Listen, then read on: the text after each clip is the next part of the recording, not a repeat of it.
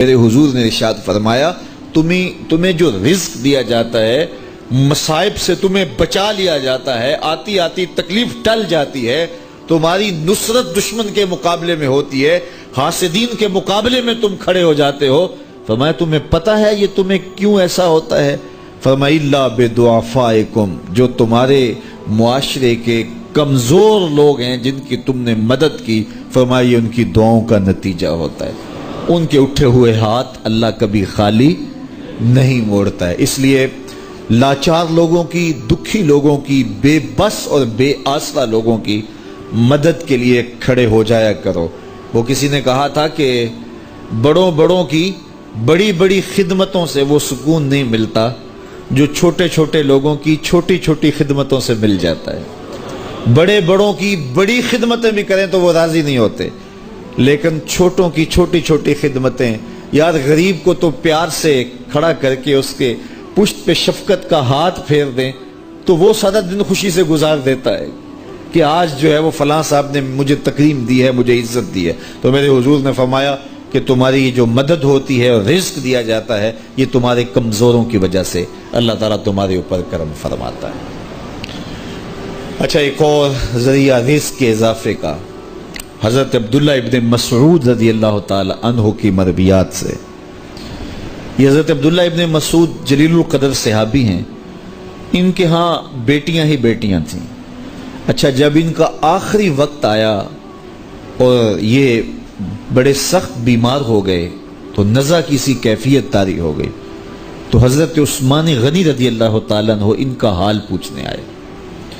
تو جب حال پوچھا، بیٹھے، گفتگو ہوئی، واپس چلنے لگے تو حضرت عثمان غنی نے اشرفیوں کی 2 تھیلیاں نکال کے حضرت عبداللہ ابن مسعود کو پیش کی۔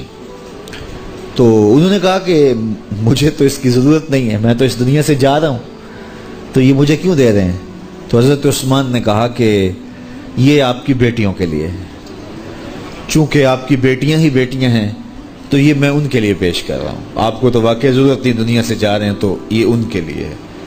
تو حضرت عبداللہ ابن مسعود نے پھر تھیلیاں موڑتے ہوئے کہا کہ میری بیٹیوں کو اس کی ضرورت نہیں ہے، اس لیے کہ میرے حضور نے فرمایا تھا کہ جس کے پاس سورہ واقعہ ہو اس کو غربت تنگ نہیں کر سکتی، تو میری بیٹیاں رات کو سونے سے قبل 1 مرتبہ سورہ واقعہ ضرور پڑھتی ہیں، اس لیے تم میری بیٹیوں کے بارے پریشان نہیں ہونا، اللہ کے فضل سے انہیں غربت تنگ نہیں کرے گی، ان کے پاس سورہ واقعہ جو موجود ہے، تو یہ کسی ایسے ضرورت مند کو دو جس کے پاس سورہ واقعہ نہیں ہے۔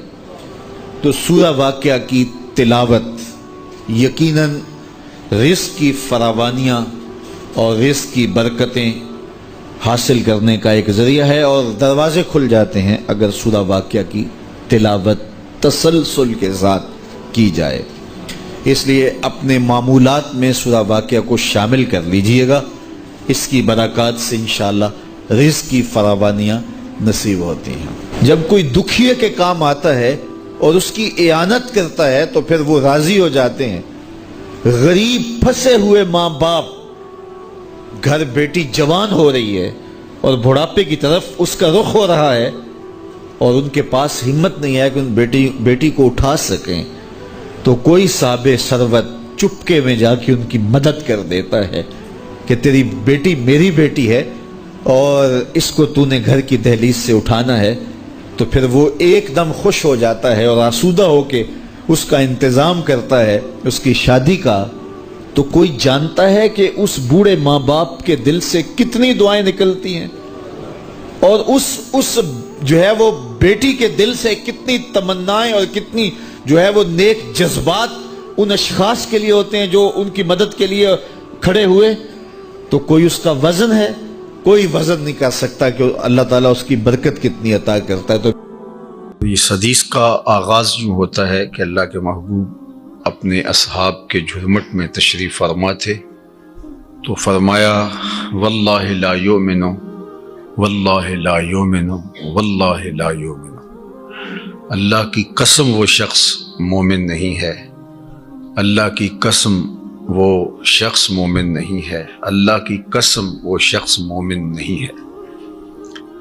صحابہ حضور کی جنبش لب کے منتظر رہتے تھے، اور حضور علیہ الصلاۃ والسلام کی گفتگو بہت مرتب، منظم اور باوقار، سہل، شستہ، سادہ، سلیس اور عام فہم ہوتی، اور عمومی طور پہ سیاق و سباق کو بیان کر کے اللہ کے محبوب گفتگو کو ارشاد کرتے۔ لیکن کبھی کبھی اللہ کے محبوب علیہ السلام جب گفتگو ارشاد فرماتے تو اس میں استفہامی انداز ہوتا، یہ متوجہ کرنے کے لیے ایک انتہائی بلاغت کا انداز ہے۔ جس طرح صحابہ کو حضور نے پوچھا کہ مجھے بتاؤ اس وادی کا نام کیا ہے، تو صحابہ نے بتایا، تو پھر حضور نے فرمایا کہ میں یہ منظر دیکھ رہا۔ اسی طرح تشریف لے جا رہے تھے، بکری کا مرا ہوا بچہ پڑا تھا، تو کہا کہ کوئی اس کو 1 درہم میں خریدے گا؟ کہا حضور اس کو تو کوئی ایسے بھی اٹھانے کے لیے تیار نہیں ہے۔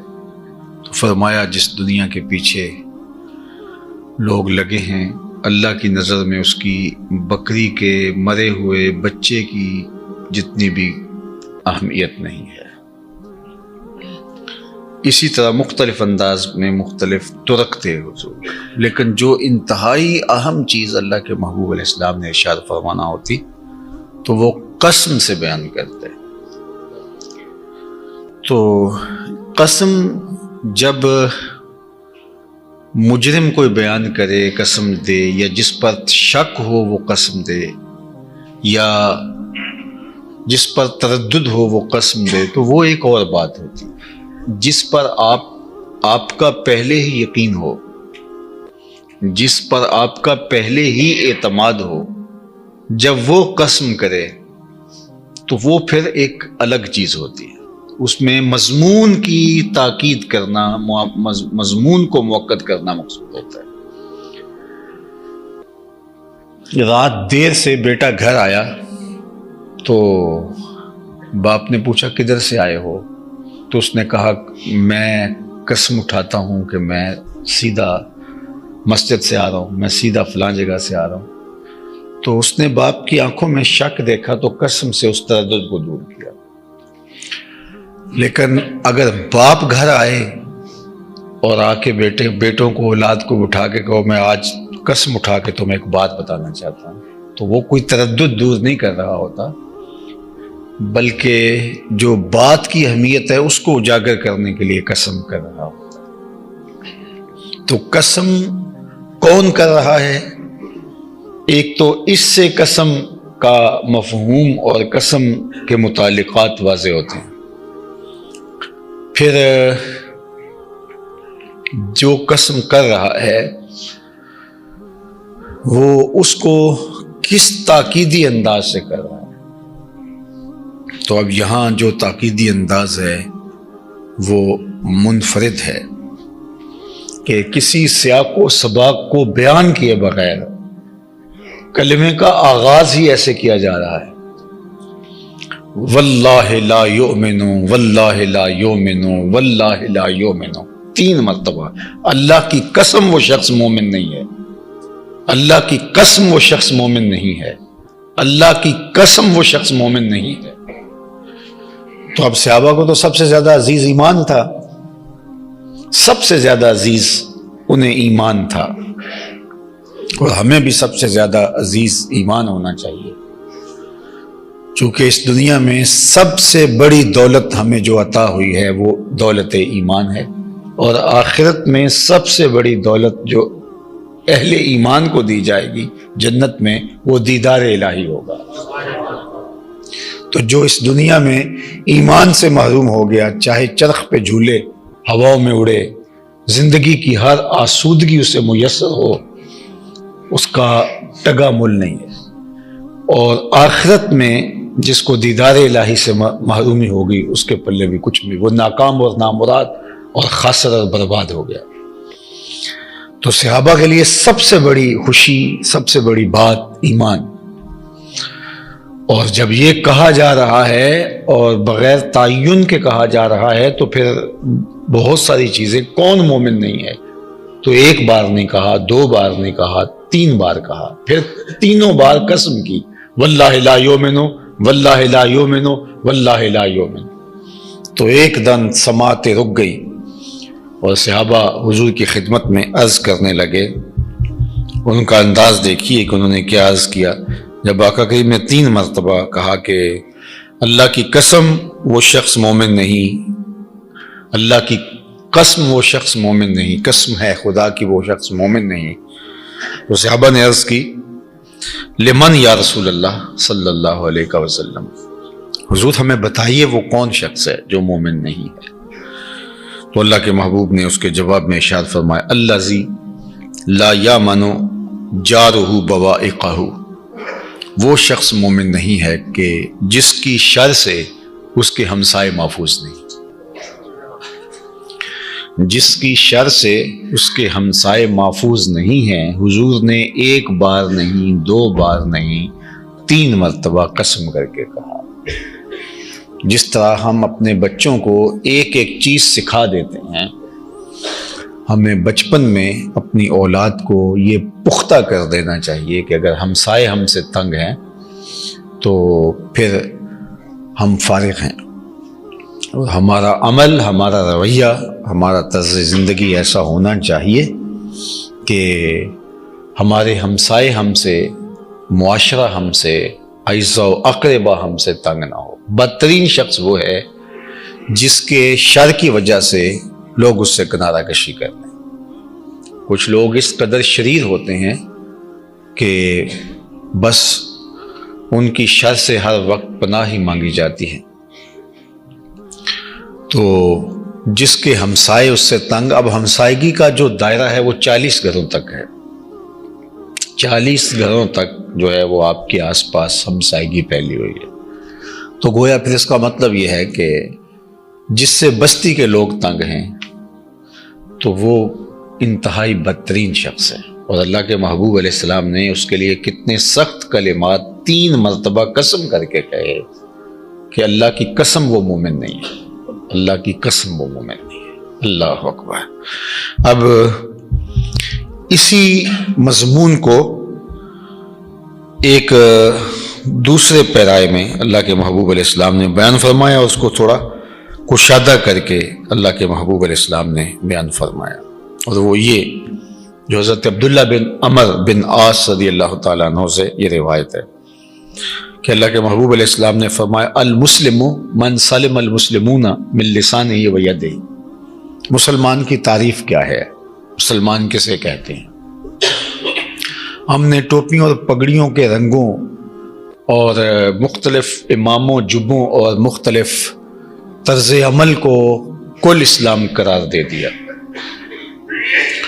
اور ایک مخصوص مذہبی وضاقتہ کو ہی اسلام قرار دے دیا، چاہے ہمارے اخلاق، رویے، طرز زندگی، انداز معاشرت کتنا ہی کھردرا اور نامناسب کیوں نہ ہو۔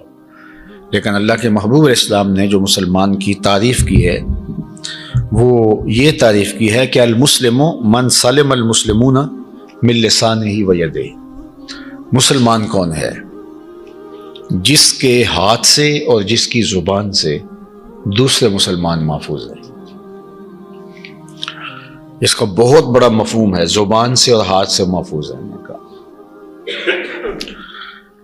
یعنی آپ ایسے مسلمان ہوں کہ تمہاری زبان سے کسی کو ایذا نہ پہنچے، کسی کو تکلیف نہ پہنچے۔ وہ دین کس قدر ستھرا، پاکیزہ، صالح اور حساس دین ہے جو مسجد میں لہسن اور پیاز کھا کر آنے سے روکتا ہے، تاکہ تمہارے منہ کے اندر جو ان چیزوں کے کھانے سے ایک سمیل پیدا ہوتی ہے تو پاس کھڑے نمازی کو اس کا احساس ہو اور اس کو تکلیف پہنچے۔ یہ ہے ہمارا دین جو ہمیں یہاں تک حساسیت سکھاتا ہے،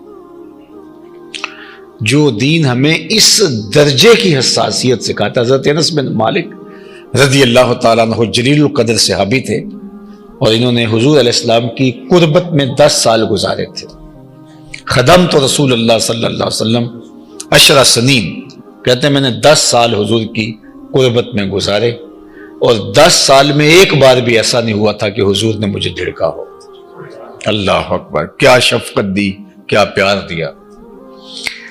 تو اب حضور کے وصال کے بعد ظاہر ہے جنہوں نے حضور کو دیکھا بس وہ تو ایک کہانی الگ ہے، اور جنہوں نے آقا کریم علیہ السلام کو نہیں دیکھا تو پھر ان کو کتنی شدید خواہش ہوتی، تڑپ ہوتی کہ حضور کو کاش ہم دیکھ پاتے. آج صدیاں گزرنے کے بعد بھی لوگ آرزو کرتے ہیں کاش کہ حضور کا دیدار ہمیں نصیب ہوا ہوتا، لیکن وہ پھر بالکل تازہ دور گزرا تھا تو کئی لوگوں کو حسرت ہوتی کاش کہ چند ماہ پہلے آگے ہوتے. بلکہ ایک عربی کا ذکر ہے، دیہاتی کا، جو حضور علیہ السلام کو ملنے کے لیے چلا آیا. وہ شوق فراواں میں چلا رہا تھا. جب وہ مدینہ المنورہ میں پہنچا تو قبر انور پر مٹی برابر کی جا چکی تھی. تو اب مجھے بتائیے کہ اس کی کیا کیفیت ہوگی. اللہ اکبر. تو وہ پھر حضور علیہ السلام کی تربت انور پہ اپنا رخسار ملنے لگا اور رونے لگا اور قبر سے مٹی اٹھا کر اپنے سر میں ڈالنے لگا، اور عرض گزار ہوا کہ جے تو مستغفرا لذنبی، میں اللہ کا حکم پڑا تھا وَلَوْ أَنَّهُمْ إِذْ ظَلَمُوا أَنفُسَهُمْ جَاءُوكَ، اگر اپنی جانوں پہ ظلم کر بیٹھو تو میرے محبوب کی چوکھٹ پہ آ جاؤ. تو میں تو اس حکم کی تکمیل کے لیے آیا تھا اور یہاں پہنچا ہوں تو بس تھوڑا سا لیٹ ہو گیا. تو آپ کی سعادت، تو میں تو آپ کی بارگاہ سے یوں خالی نہیں جانا. مدارک التنزیل میں لکھا ہے، یہ تفسیر کی کتاب ہے، فَنُودِيَ مِنَ الْقَبْرِ أَنَّهُ قَدْ غُفِرَ لَكَ، گنبد خضرا سے صدا آئی جا تیرے گناہ معاف کر دیے. اب ان کی بے چینی، جنہوں نے حضور کو نہیں دیکھا، اب وہ آتے اور پھر حضور کی ملاقات نہ ہوتی. حضرت بلال حبشی کا سفر ابن عساکر نے اپنی تاریخ میں بڑی تفصیل سے لکھا ہے، وَمَرَغَ وَجْهَهُ عَلَى قَبْرِ رسول اللہ. جب وہ آئے شام سے تو اپنے چہرے کو حضور علیہ السلام کی قبر انور کی مٹی پہ ملنے لگے. تو بہرحال وہ تو ایک بے چینی ہوتی ان کو. پھر وہ صحابہ کو ملتے کہ چلو انہوں نے حضور کو دیکھا. تو حضرت انس چونکہ 10 سال خدمت کی اور خادم خاص تھے تو لوگ خاص طور پر ان کو ملتے اور حضور علیہ السلام کے بارے میں پوچھتے، اور حضرت انس کا لوگ ہاتھ پکڑ لیتے اور ہاتھ پکڑ کے چومتے کہ تم نے ان ہاتھوں سے حضور کو چھوا ہے، حضور کے ہاتھوں کو تیرے ہاتھوں نے مس کیا ہے. تو حضرت انس کہتے ہیں، امام بخاری نے یہ حدیث روایت کی ہے. حضرت انس فرماتے ہیں کہ میں پھر جب گھر سے نکلتا تھا تو مجھے پتا تھا لوگ میرا ہاتھ پکڑیں گے اور چومیں گے، تو میں اپنے ہاتھ کو تھوڑی خوشبو لگا لیتا تھا. چونکہ وہ میرے ہاتھ کو چومیں گے تو ان کو جو ہے وہ خوشبو آنی چاہیے، ان کو ایسا احساس ہونا چاہیے. تو آپ کسی سے ملتے ہیں تو آپ ملیں اس انداز سے کہ اگر بعض اوقات انسان پسینے میں لتھڑا ہوا ہے، کسی سفر سے آیا ہے، تو پھر بغل کی ہونے کی ضرورت نہیں ہے. صبح آپ کسی نے دستک دیے دروازے پہ، ابھی آپ مسواک بھی نہیں کی ہے، تو آپ کسی سے لپٹ جاتے ہیں اور اس کو اذیت ہوتی ہے. اور اس طرح اذیتوں سے مجھے اور آپ کو بہت گزرنا پڑتا ہے کہ کچھ لوگوں کی حالت ایسے ہوتی ہے کہ وہ ایک لمحہ کے لیے بھی مشکل ہوتا ہے اور پھر جان پہ آ جاتی ہے. تو ہمارے دین نے لہسن کھا کے، پیاز کھا کے مسجد سے آنے سے روکا ہے. اتنی عذابی، اتنی تکلیف بھی کسی کو پہنچے، ہمارا دین یہ بھی گوارا نہیں کرتا. تو آپ کسی کے لیے سراپا ایذا بن جائیں، تکلیف کا ذریعہ بن جائے، تمہیں دیکھ کر کے کراہت آنے لگے، تمہاری ایذائیں یاد آنے لگے، تمہاری دی ہوئی تکلیفوں سے دم گھٹنے لگے، اور تمہارے ساتھ جڑی ہوئی ایک لمبی کہانی جو تم نے اذیتوں کی رقم کی ہے وہ ساتھ جو ہے وہ یاد آنے لگے، تو بتائیے کہ اس سے بدترین شخص کون ہو سکتا ہے. تو کہا المسلم من سلم المسلمون من لسانہ و یدہ، بہترین مسلمان وہ ہے کہ جس کے ہاتھ سے، جس کی زبان سے دوسرے مسلمان محفوظ رہیں. اللہ اکبر. اگر ہم اس حوالے سے اپنے اسلاف کی زندگیاں دیکھتے ہیں، اصحاب کی زندگیاں دیکھتے ہیں، تو انہوں نے کس طرح دوسروں کے معاملات کا اور چیزوں کا خیال رکھا. صحابہ کی زندگیاں حضور کے حوالے سے اللہ نے خود آداب سکھایا. اللہ کے محبوب علیہ السلام نے دعوت کی، صحابہ تشریف لائے، حاضر ہوئے حضور کے گھر. اب حضور کے گھر میں دعوت ہو تو پھر صحابہ تو پھر جس شوق سے آئے ہوں گے. اب گھر میں وسعت اور کشادگی اتنی نہیں تھی، تو تھوڑے تھوڑے لوگ آتے اور ان کو کھانا دیا جاتا، پھر وہ اٹھ کے چلے جاتے، پھر جو باہر منتظر ہوتے وہ آتے تو پھر ان کو کھانا دیا جاتا، پھر وہ چلے جاتے. تو اس طرح سے کچھ تھوڑے تھوڑے لوگ کر کے حضور کے حجرہ انور میں آتے اور وہ اپنا حصہ اٹھاتے اور چلے جاتے. اب کھانے کے لیے تو 10 منٹ یا 5 منٹ لگے اور حضور علیہ السلام کے گھر میں آنا ہوا تو کئیوں کا پھر اٹھنے کو جی نہیں چاہا، وہ وہاں بیٹھ کر کے گفتگو کرنے لگے. حضور کا گھر ہے اور حضور نے بلایا ہے خود، تو کھانا کھا لیا اور کھانا کھا کے وہ بیٹھ گئے اور بات کرنے لگے کہ جتنا وقت یہاں گزر جائے، اور باہر لوگ منتظر ہیں کہ یہ اٹھ کے باہر آئیں اور ہم اپنی باری پہ کھانا کھائیں. تو اللہ کے محبوب علیہ الصلوۃ والسلام اشد حیاء من اظرافی خدرہا، کمواری عورت جو ہے وہ اپنے پردے میں ملبوس جتنی حیادار ہوتی ہے، اللہ کے محبوب اس سے بھی زیادہ حیادار تھے. تو حضور کے چہرے پہ تغیر پیدا ہوتے تھے، جو صحابہ فرماتے عرف نہ ہو ہم اس کو پہچان لیتے تھے. تو آقا کریم علیہ الصلوۃ والسلام ان کو یہ نہیں کہہ رہے کہ اٹھ کے چلے جاؤ، اور دوسرا جو باہر منتظر ہیں ان کے لیے حضور علیہ الصلوۃ والسلام بے چین ہو رہے ہیں. اللہ اکبر. تو اب حضور علیہ السلام کے اندر ایک کیفیت چل رہی ہے کہ یہ اٹھ نہیں رہے، میں ان کو کیسے کہوں کہ میرے گھر سے اٹھ کے چلے جاؤ، چونکہ طبیعت حساس ہے. اور دوسرا وہ باہر منتظر ہیں اور ان کو اندر لانا ہے، یہ اٹھیں گے تو جائیں گے. تو جبریل وہی لے کر آ گئے اور اہل ایمان سے مخاطبت کی کہ اہل ایمان جب کھانا کھا چکو تو پھر باہر چلے جایا کرو. اللہ کا نبی حیا کی وجہ سے تمہیں نہیں کہتا اور انہیں تکلیف ہوتی ہے. یہ ادب سکھایا گیا. اللہ اکبر. اور پھر صحابہ نے پھر حضور کے آداب کی جس طرح رعایت کی، اللہ اکبر، وہ تاریخ کا انوکھا باب ہے. پھر صحابہ کوشش کرتے تھے. اچھا، اللہ کے محبوب کتنی حساسیت تھی کہ میں نے پچھلے جمعے غالباً عرض کیا تھا کہ حضور نے تشریف لے جانا ہوتا اور واپس جلدی آ جانا ہوتا تو اپنے نالین حجرے سے باہر چھوڑ کے جاتے تاکہ لوگوں کو پتہ ہو کہ حضور ابھی آ رہے ہیں. اور اگر حضور نے کچھ دیر گھر رکنا ہے، استراحت کرنی ہے، تو پھر نالین سمیت چلے جاتے کہ کوئی اس انتظار میں نہ بیٹھا رہے کہ حضور تشریف لا رہے ہیں اور میں نہیں آ رہا. یعنی اس کو اس انتظار کی تکلیف بھی نہ برداشت کرنی. یہ ہے ان کا معاملہ. اور صحابہ حضور سے ملنے آتے ہیں تو وہ آ کے دستک نہیں دیتے، وہ دروازے پر بیٹھ کے درود پڑھتے رہتے. حضور خود آتے ہیں تو اپنی آرزو عرض کرتے ہیں. لیکن اگر کبھی نوبت آ بھی جاتی ہے حضور علیہ السلام کو عرض کرنے کی، تو امام بخاری ہی ادب المفرد میں روایت لائے ہیں، کانت تکرہ ابواب النبی بالاظافر. صحابہ اپنی انگلیوں کے پوروں سے حضور کی دہلیز پہ دستک دیا کرتے تھے. تو یہ ہے ان کی زندگی. اور ایک دوسرے کے لیے ان کے جذبات اگر دیکھیے تو آپ کو ایسے ہی ملیں گے. اور تابعین کی زندگی اٹھائیے، ہمارے صوفیاء کے جو اخلاق ہیں، جو ان کا کردار ہے، وہ یہی تھا. انہوں نے لوگوں کے لیے آسانیاں اور راحتیں اور آسودگیاں پیدا کی. انہوں نے لوگوں کے جذبات کا اتنا لحاظ رکھا اور لوگوں کی دلجوئی کا اتنا لحاظ رکھا اور لوگوں کو شرمندگی سے بچانے کے لیے مبالغے کی حد تک اہتمام کیا. تصوف میں ایک نام ہے حضرت حاتم اسم کا، آپ نے بھی سنا ہوگا، بہت بڑا نام ہے تصوف میں. اسم عربی میں کہتے ہیں بہرے کو، جو کانوں سے سن نہ پاتا ہو. جو قرآن میں مجید آتا ہے نا سمم بکمن، تو اسم کہتے ہیں بہرے کو.